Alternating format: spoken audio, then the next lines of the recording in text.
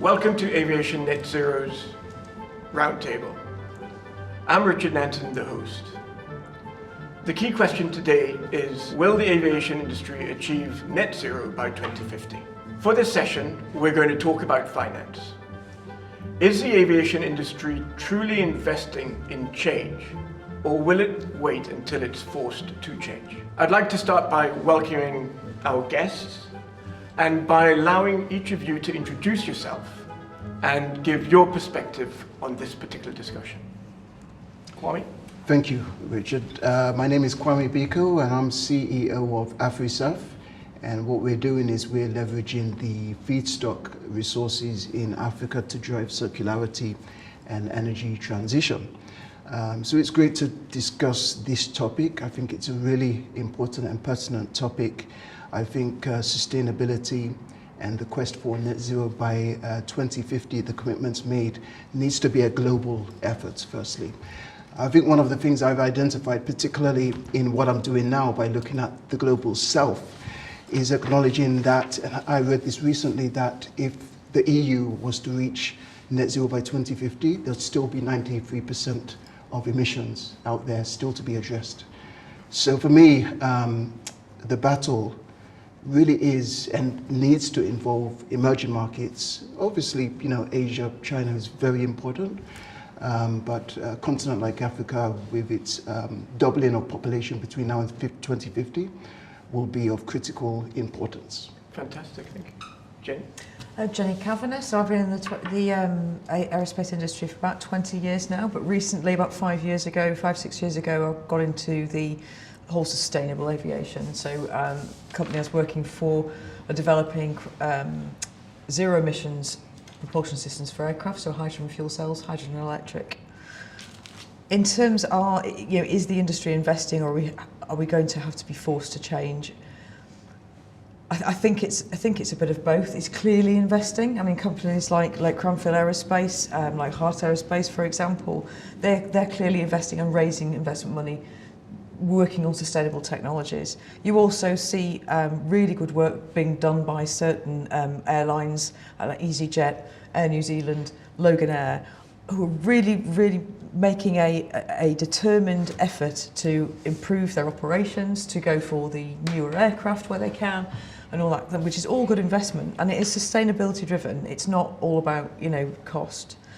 Having said that, the vast majority of the industry will have to be forced to change. I think to expect commercially motivated companies to make the change of their own volition for social good is a little bit unrealistic. The oil and gas industries and other industries have known how bad the climate change thing is in the 1950s, and nothing has changed. So why do we suddenly think something's going to be changed now? It absolutely needs government policy to force it in the right direction, or it just won't happen. Fantastic. And Simon? So Simon Newitt, the President and Chief Commercial Officer at Heart Aerospace. So the industry can't afford to do this transformation alone. So asking the question, has the industry done enough, or is it doing enough to invest in the change? Of course, there are companies that are completely vested in this exercise.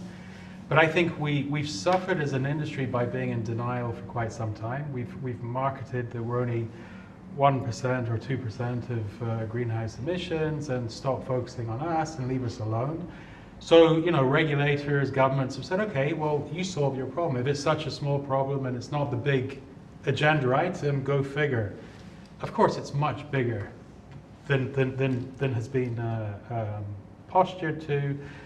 And when we consider not just the aircraft level changes, but the whole infrastructure piece that needs to be addressed, the production, to get to a cost that is affordable to these very marginal businesses, which are airlines, it's huge. So the industry will do what it can, but in order to really make the change or have change, this is going to be requiring a lot of government support. Brilliant. Dirk?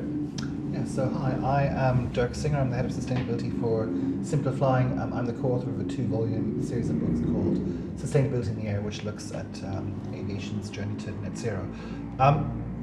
And it's just worth putting the scale of the challenge into perspective. When we wrote the first book, the figures that I saw, which came from ICAO, were $4 trillion between now and 2050 to decarbonize the industry. Last year, that had gone up to, I think it's $4.5 million to $5 million, and that was an IATA figure. So this is trillion, yes, correct. So this is a sort of, yeah, if it was only million, if only, then we could solve it fairly easily. But you know, this is a huge challenge, and the price tag is only getting larger. So of course the question is, who is going to pay for this? You know, one of the problems is that, you know, as Jenny said, some airlines are more proactive than others, but the margins, you know, when it comes to, you know, airlines anyway, is that, you know, the profit margins are not huge. So we have to look at other sources of funding, which is going to come from a variety of sources. You know, there's going to have to be government support. You know, some of it is inevitably going to have to be on sort of onto the passenger. There's going to have to be incentives. There's going to have to be private finance. So there's a lot of different players that are going to have to come together, you know, that we actually meet this bill, you know, that we're presented with, because the technologies exist. You know, I mean, we know that there's, you know, alternative fuels that can work with today's technologies. We know that there's, you know, electric and hydrogen propulsion systems that can, you know, where there's going to be aircraft in service from, you know, from the current decade. The question is, who is going to pay for all this, and that is the trillions-dollar question that we are presented with today. Fantastic. And Jean-Marc?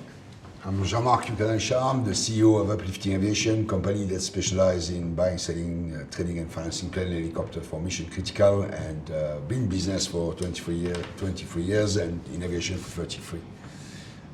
Started my career as an aircraft engineer, and whereas interesting as I got to learn the finance later on in life is that industry is complex in itself, and it's very complex as we are in aviation. And for example, if you talk about operation, then we were talking about the major player, the aircraft lessor. They are often backed by private equity money, and basically they'll want to finance an asset that generates an income that they can touch, feel, that has a life, that doesn't depreciate too much, that gets some good return.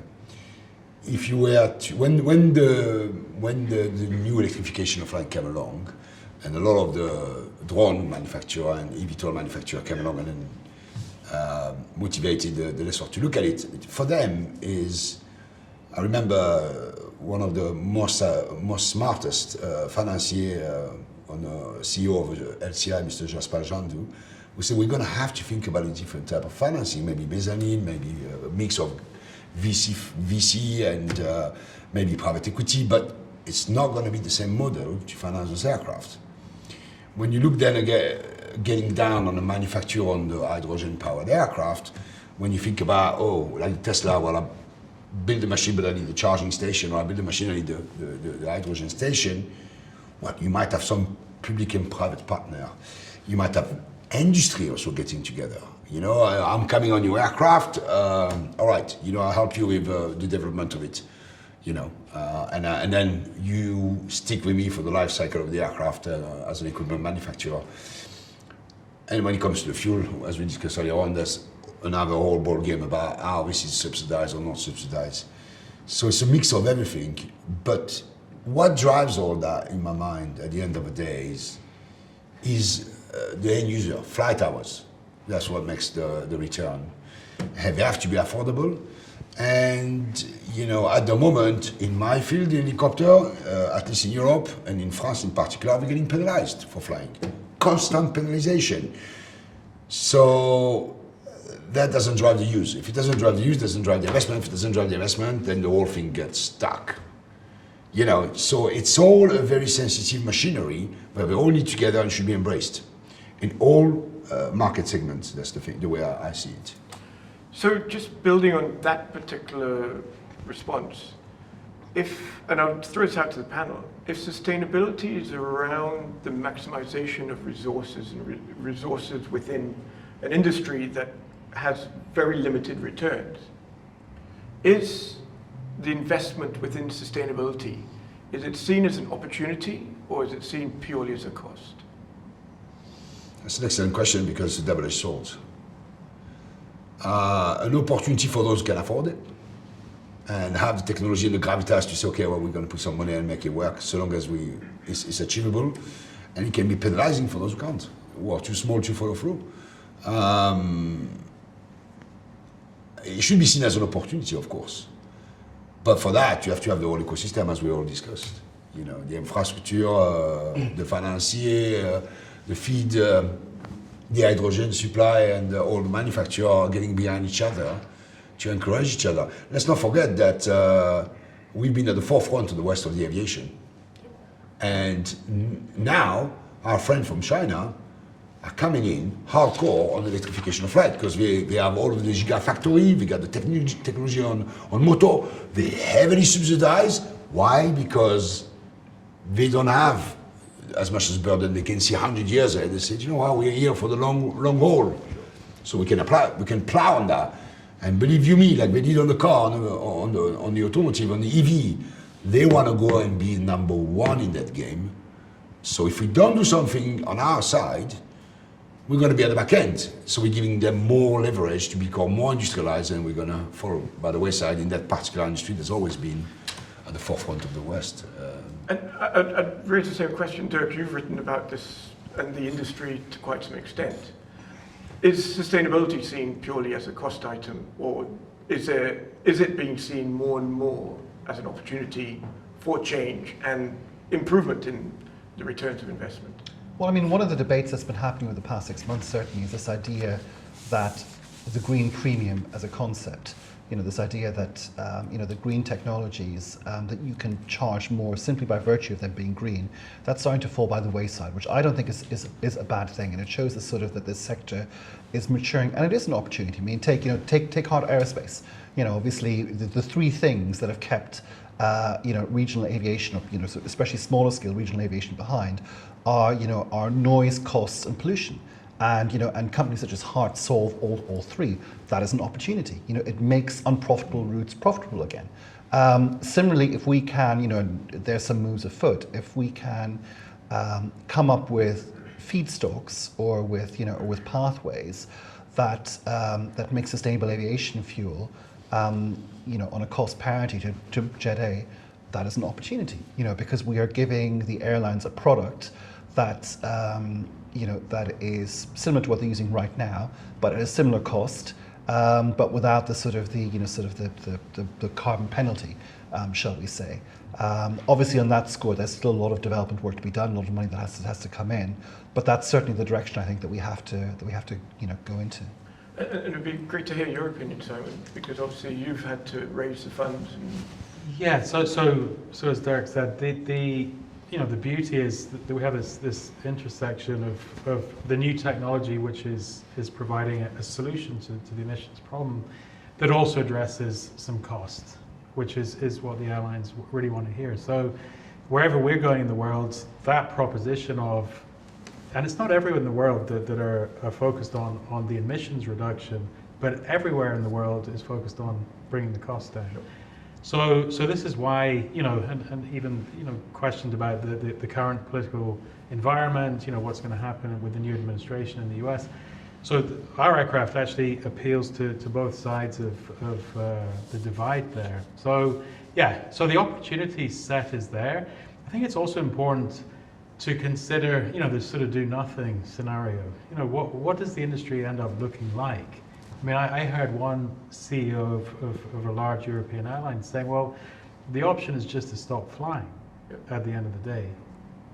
I mean, is that really the option? Is that really the solution? And we know that it's not. So, are you betting on the fundamental nature of air transportation, of air connectivity? Is it a fundamental sector that our globe relies upon?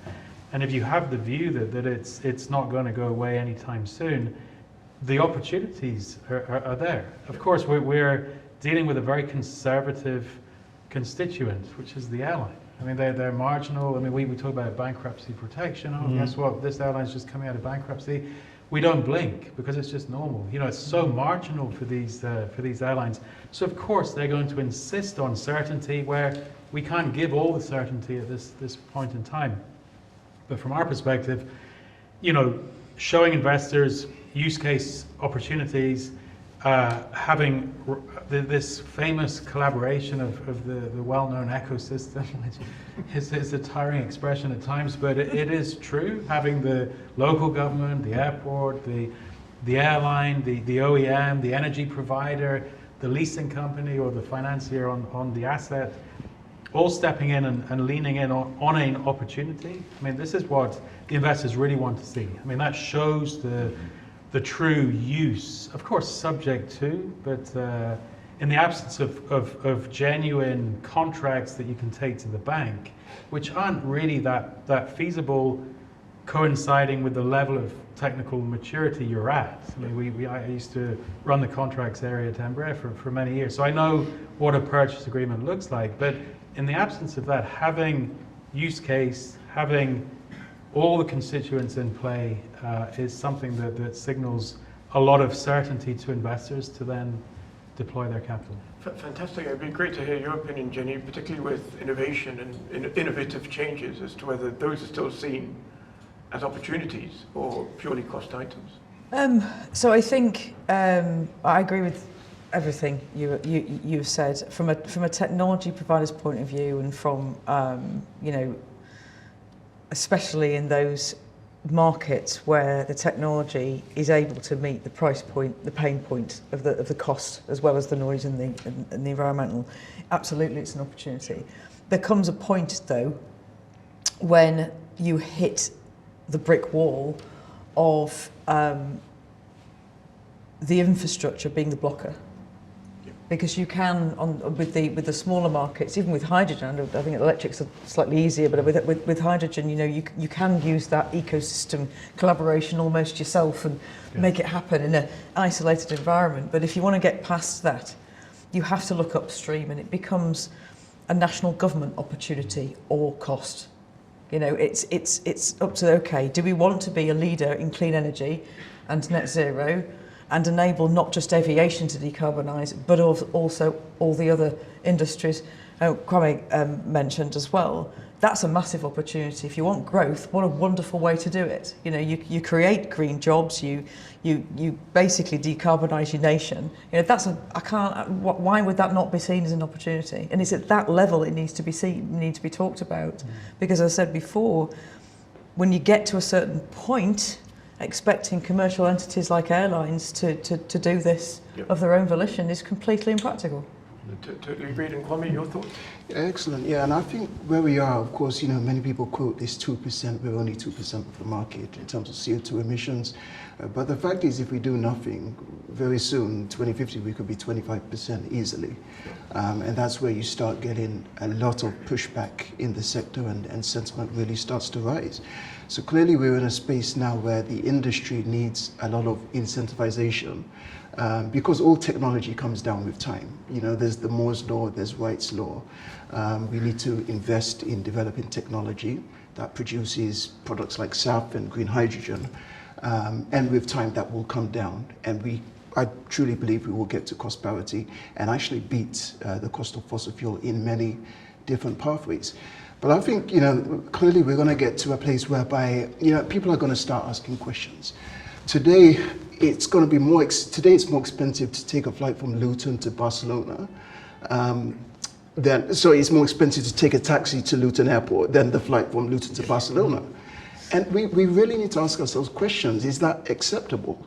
That one flight, you burn more CO2 than 80% of the world burns in a year. So I think absolutely we need to start looking at who needs to pay.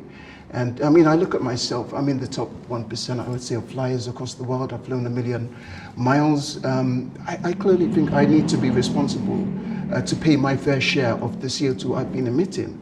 And I think in the industry, we really need to address some of these points, because it is an elephant in the room at the end of the day. That actually, I mean, there are a number of proposals out there for a so-called frequent flyer levy, and these come in different flavors. I mean, there are a number of environmental groups. Possible is one. And these take on the flavor of more of a sin tax, which I'm obviously, I think, sort of that air travel is a good thing. It's made the world a smaller place. It's brought, sort of social, economic, and cultural benefits. So I'm against penalising people for flying. However, there are other proposals, one done by the ICCT, a big sort of think tank in Washington, which proposes a frequent flyer levy on the people who fly the most to help fund decarbonisation. So it's not punishing you for flying. It's the principle that those who benefit the most from air travel and those who travel the most should contribute a little bit more. Yeah. Like I flew 16 times last year. That's 16 and not 60, which does put me into the top 1% of flyers. And I think it's right, that so long as I know that that all the money actually goes towards decarbonisation, that there's a small surcharge on some of those tickets that I take, as opposed to post the family from around here that goes to Tenerife once a year for their annual vacation, or indeed the 80% of the world in the in the so-called global south who have not flown at all, and they should have that opportunity, and the burden should be on us and not on them, and to give them the opportunity to enjoy a lot of the benefits of mobility that we've had. So with that, everybody talks about incentives and incentivization of this process. Are the current incentives and grants working? Or is there an alternative financial model that you'd say? We go back to the carrot and stick approach, and I think with different regions it's going to be different approaches.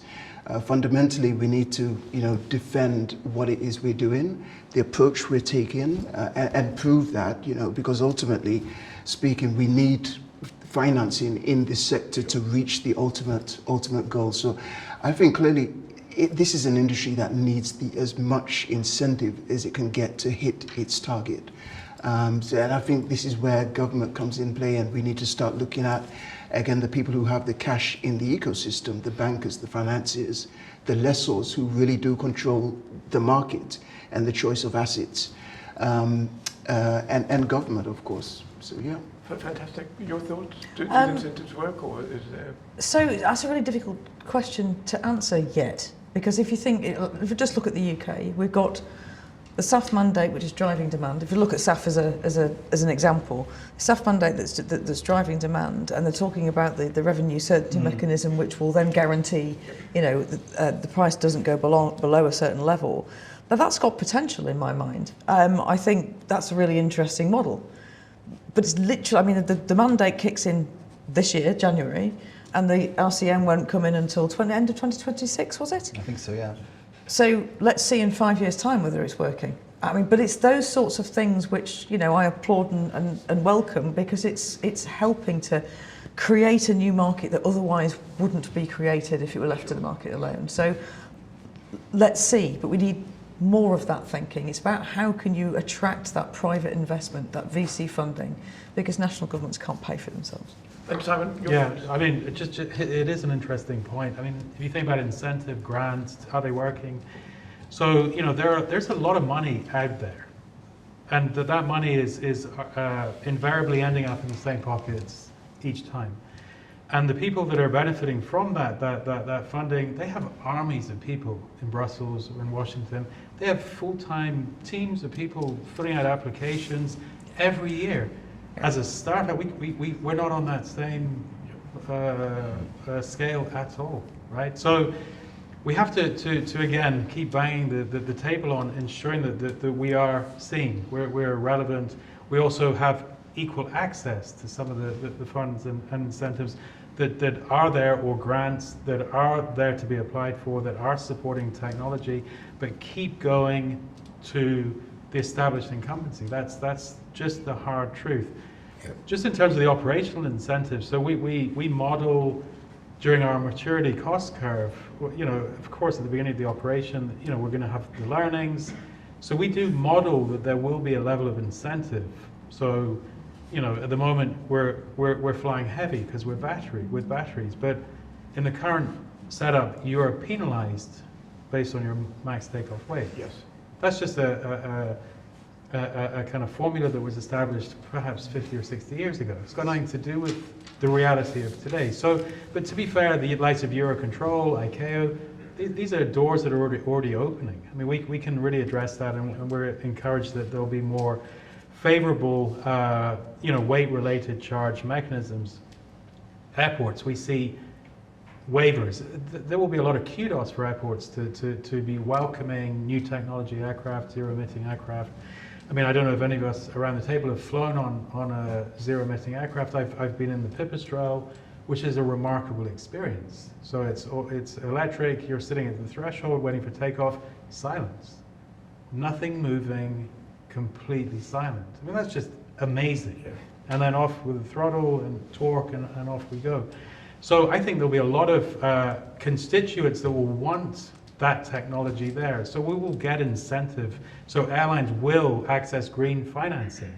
Or we see in some cases airlines, if they adopt certain technologies, maybe they get access to prime slots at their main hubs to fly long-haul flying. The currencies that are coming out of adoption of new technology, I think, are quite varied. So I think it's a mixed bag. Incentives at the operational level, but the big ticket, the grant activity, I think we need a lot more work to allow the likes of the disruptive startups to gain access to it. Sorry, can I just add to that point really quickly? Because it's a really good point.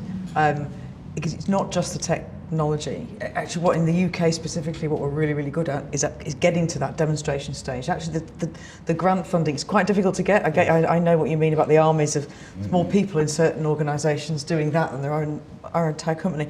But it's even then when you do get the grant money, it's great. It gets you to that demo, and that's what we're really good at in the UK. The problem is then it all falls off a cliff.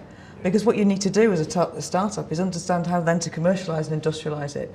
And what you don't have sitting there already is a huge industrial facility which you can add a line to or make more efficient or change a bit to then put that new engine technology or whatever through. You're starting from scratch. You've got to find a building, you've got to design your entire production line, and that takes a different type of support and grant and financial investment. Sure. Than a large company is already there, and that's missing in the UK at the moment. I know there's work going on to. And Dirk, it'd be great to hear your opinion, because obviously you get involved with particularly SAF, change, etc. Do you think that the incentives are there, or the grants are working, or is there something different, completely different, radical, we could do differently? I guess I'll sort of take another aspect of of funding and financing, which is becoming increasingly important, which is to get corporates involved in the SAF space. And to give a concrete example, Infinium is one of the largest eSAF producers. They have a plant which is up and running in Corpus Christi. They just they raised $1.2 billion from Brookfield, huge amount of money that allow them to build more plants. But the journey in which they got there was to involve the corporate world. And one of the first things that they did was they worked with American Airlines for an offtake agreement. Now, most offtake agreements are LOIs, they're just paper. But this was actually a cash offtake agreement, but American Airlines didn't commit to paying for it. The party that committed to paying for it was Citi, it's the large financial institution.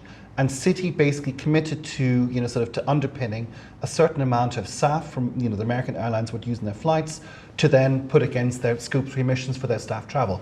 That money then unlocked funding from Breakthrough Energy, from Bill Gates's large VC fund, because obviously Breakthrough then had the confidence that that Infinium had a large corporate customer and had an actual cash agreement that wasn't just paper, and that then led to further investment down the road. So I think that the corporate sector has a very important role to play here. So it's really joining the dots up. And Jean-Marc, what I'd ask you is, earlier on we heard from Kwame about lessors. Lessors obviously being part and parcel of this ecosystem.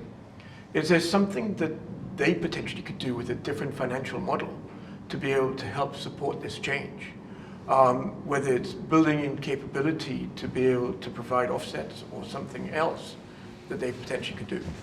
I think the lessors are geared for that. I think they are geared for the machine when it's certified. And as Dirk says, I think it's very smart that if there is an underpinning investment done on SAF, for example, by a big bank because they want to benefit from it, and then the airline is going to be in the chain, and there are some tangible, reward to be had. It makes sense. Sure. Remove that from the equation, and you're going to scare them off. To me, the mandate here is not necessarily, I wouldn't go down the path of penalizing the passenger, because even if we say, well, I'm flying 16 times and, I'm happy to pay, I wouldn't trust the government. They'll slap a tax on you and they say, oh, you fly too much, I'm going to penalize you. And some of the people who are on the extreme side would quite happily plant it and make sure that you get penalized even more, which in the end, everybody gets penalized, so I'm totally against it. However, they want the self-mandate.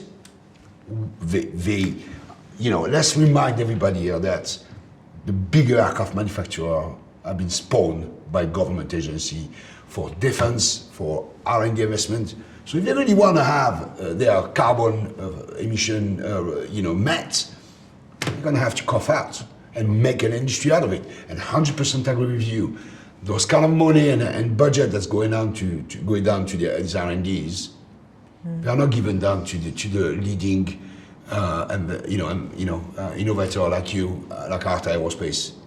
They don't. It goes down to people who are already there milking it, and that's fundamentally wrong. In the end, those companies leg it and go to America. So we're losing out. This has got to stop, for sure. But again, the capability is also into the hand of the big boys, because it's been spawned by government.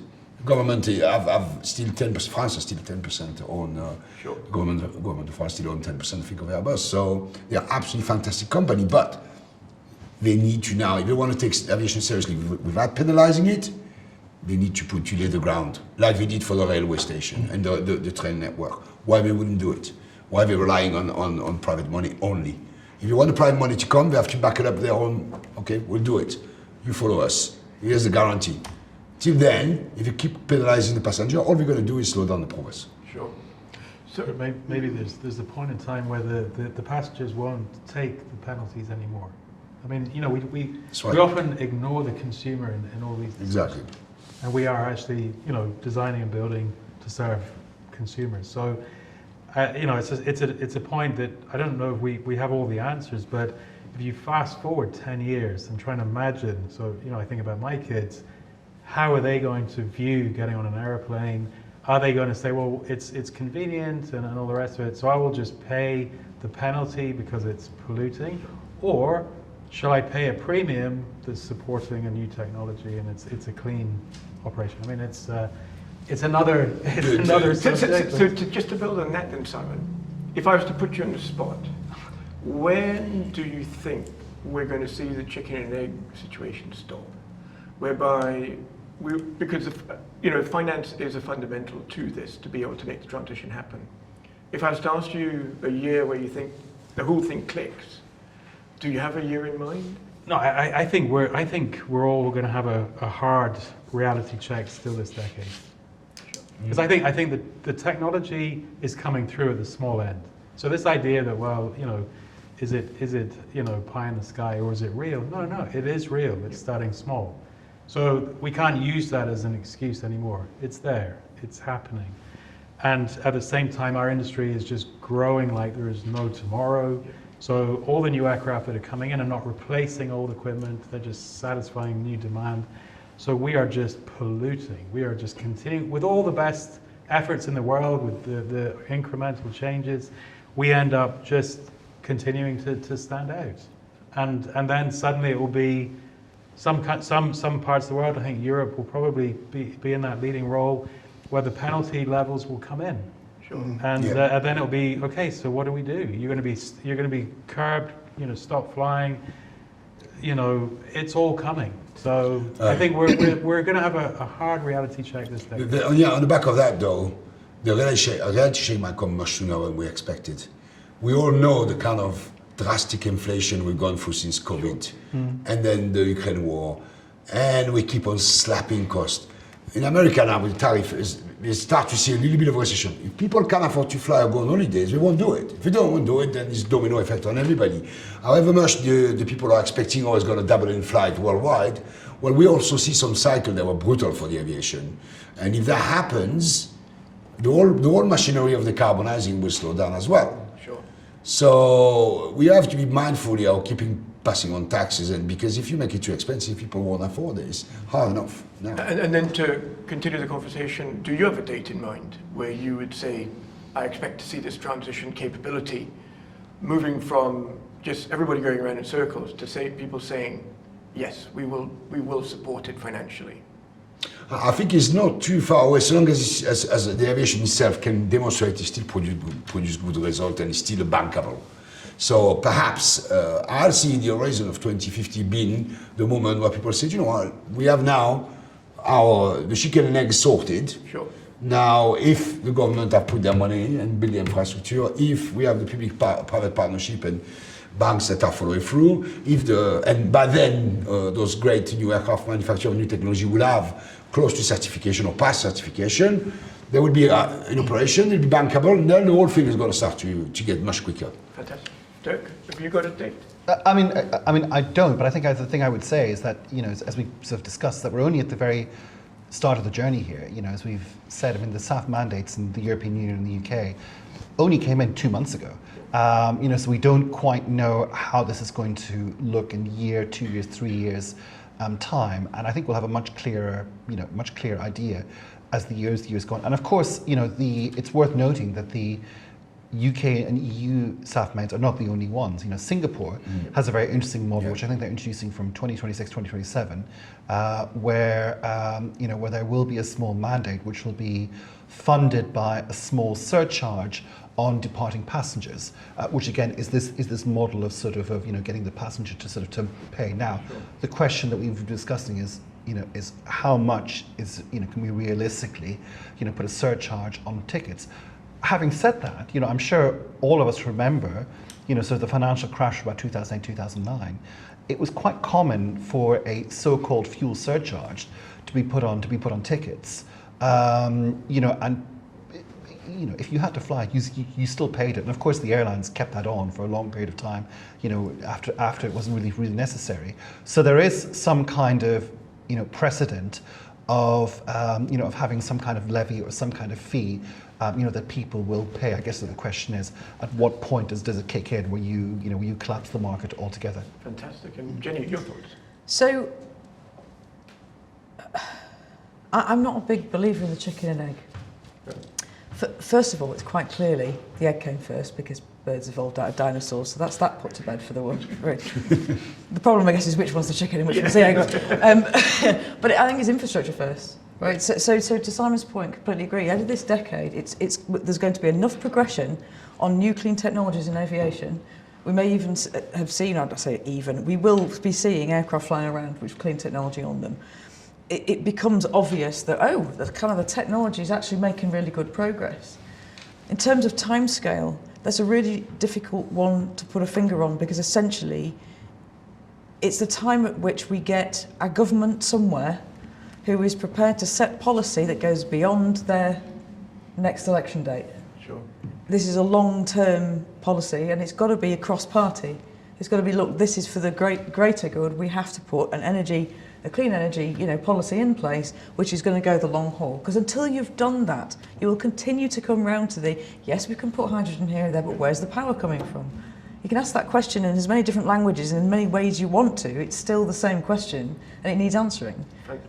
And fantastic. I think that's a very eloquent way of putting it. And Kwame, Yeah, I mean, I see in the industry pressure coming from two angles. Firstly, the consumers, the travelers, and the new generation, the Gen Z, you could call it, who have an expectation for sustainability and are holding large corporates to account, not just for profit anymore, now for social, with people, and also sustainability. So that's on the first angle. And I think secondly, on the investor side, and we were talking about lessors just now. I work for a leasing company. These are fantastic institutions for managing residual value. And when we talk about SAF plants, they are in effect, values which need to be managed for a certain period of time whereby you're extracting value from them. So there could be a parallel model whereby as they invest in aircraft, as physical assets, they're also investing in plants that produce products that, fly the assets, So I think there's a great opportunity there, and I think that's what we should start looking at. Brilliant. Well, once again, thank you all so much for that insight, and thank you very much for the brilliant discussion. And we look forward to seeing what happens as time goes on. Thank you. It's amazing. Thank you. Yeah.